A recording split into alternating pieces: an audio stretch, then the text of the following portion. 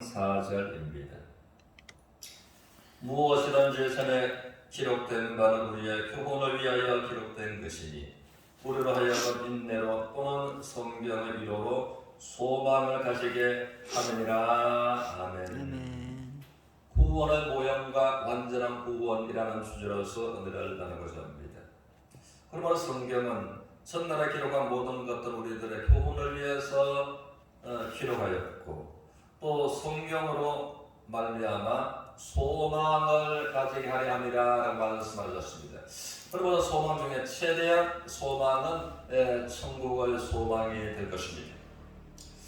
그러므로 성경은 무슨 책인가라고 우리가 말한다면 두 권의 하나님의 약속의 책으로 되어 있다는 것입니다. 그러므로 구약은 옛 약속, 예수 그리스도께서 오신다거나 예수를 들어 보내주시겠다고 하시는 구세를 관한 약속과 신령한 새로운 약속, 오신 예수 그리스도에 관해서 또 다시 오실 예수님에 대해서 성경은 약속하고 있다는 것입니다. 그러므로 우리는 보면 아파트를 분양받기 전에 모델하우스를 찾아가서 자세하게 살펴보고 또 아파트의 건물은 보이지 않지만 분양을 결정하는 것처럼 그러면 이번에서 시작 1절을 통해서 율법은 구약은 장차오는 좋은 일의 그림자요 차명상이 아니다라고 말씀하십니다. 그러므로 우리가 이 그림자와 실상을 알므로 이단의 미혹에 넘어가지 않는 것과 우리가 건강한 신앙생활을 할 수 있다라고 하는 것입니다. 그래서 우리가 이제 먼저 창세기를 보면 하나님께서는 아담에게 말씀하시기를 네가 범죄하는 한 이 선악을 하게 하는 나무에 열매 따먹을 때 네가 정령 죽으리라 라고 말씀을 하셨습니다. 그것은 오늘로서 우리가 접근하면 반드시 하나님과 너는 분리되리라 라고 말씀을 하셨다는 것입니다. 그러므로 범죄를 말하면 하나님과 축복에서 은혜에서 하나님과 관계에서 그런 정령 분리되고 말았다라고 하는 것입니다. 그래서 이것을 로마서 5장 12절을 통해서 이러므로 한 사람 아담으로 말미암아 죄가 세상에 들어오고 죄로 말미암아 사망이 왔고 이와 같이 모든 사람에게 죄가 이르렀으므로 사망이 모든 사람에게 이르렀다라고서 성경은 강하게 말해주고 있는 것입니다.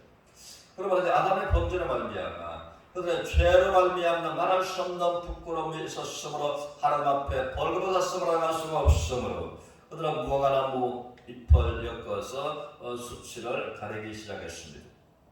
그러나 그 나무잎의 치마의 가려움은 앉았다가 일어섰다가 그 수명이 아주 짧고 얼마 가지 못했다는 것입니다. 그러면 반복해서 그 일을 해야만 되는 그래서 이것은 그들의 노력으로 그들의 범죄의 수치를 가려울 수가 없었다고 하는 것입니다. 그러므로 그것은 이 사람의 의를 말해주고 있는 것입니다. 그러므로 또한 하나님 앞에 범죄한 인생들은 자기의 선행으로 노력으로 자기의 의로 또한 죄의 문제를 해결할 수가 없는 것을 말해주고 있는 것입니다. 그러나 왜 그런가 하면은 이사야는 이것을 강하게 말해주고 있기를 이사야서 64장 6절에서 그래서 우리의 의는 더러운 옷과 같으므로 그럼 내가 선하다 옳다라고 말하는 그 의가 하나님 앞에서 더러운 옷과 같으므로 하나님 앞에 나갈 수가 없다고 하는 것입니다.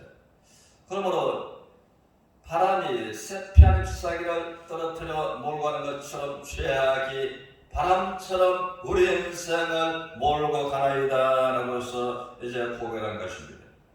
그래서 이제 아담의 범죄의 부끄러움을 그의 노력으로서 해결할 수가 가릴 수가 없었다는 것입니다. 그런데 하나님께서 범죄한 그들을 사랑하셔서 또 가죽으로서 옷을 지어 입히심으로 그들의 수치를 가려주신 하나님의 은혜라고 하는 것입니다. 이것은 하나님의 온전한 사랑이 있고 온전한 하나님의 은혜이셨다고 하는 것입니다. 이것은 장차 오실 예수 그리스도로 말미암아 십자가에서 완전한 은혜, 완전한 구속에 대한 모형으로 말씀해주고 계신다는 것입니다. 그러므로 이것을 또한 그림자에 속하는 또 교훈으로서 우리에게 복음을 전해주시는 또 이사야서 61장 17절을 통해서 그러므로 하나님께서 우리에게 구원의 옷을 은혜로 입혀주시고 의의 겉옷을 사랑으로 우리에게 더하여 주셨다라고서 말하는 것입니다.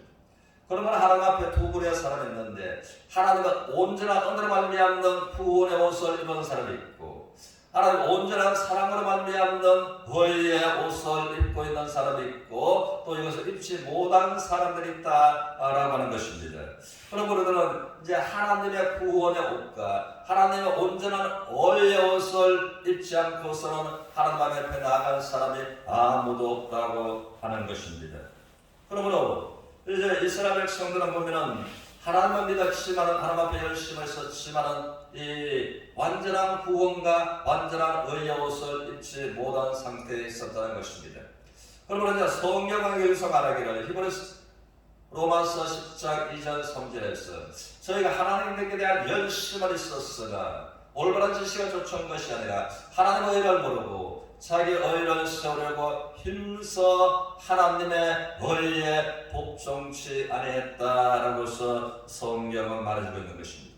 그러므로 이제 하나님께서 은혜로서 온전한 구원과 의의 옷을 우리에게 입혀 주시기를 원하시는 그 하나님께서 그러므로 갈라디아서 3장 27절을 통해서는 그러므로 우리가 그리스도로 옷 입었다라고서 말씀을 하십니다. 그러므로 그리스도로 옷 입은 사람이 있고 그리스도로 옷 입지 못한 사람이 있다는 것입니다. 그럼 그리스도로 옷 입은 사람이 갈라디아서 3장의 말씀처럼 하나님의 온전한 은혜에 있는 은혜인 구원과 의의 옷을 입었는 사람들을 말하고 있는 것입니다. 그러므로 이제는 하나님께서 아담에게 또 가죽옷을 지어 입히신 이것은 또 가죽옷으로서 그들의 수치를 가려주셨지만은 또 가죽옷으로 그들의 수치를 가려주기 위해서는 반드시 한 마리의 생명이 희생이 되어야만 된다고 하는 것입니다. 그것이 이제 예수 그리스도의 완전한 십자가의 희생, 완전한 십자가의 대속을 말해주고 있다고 하는 것입니다.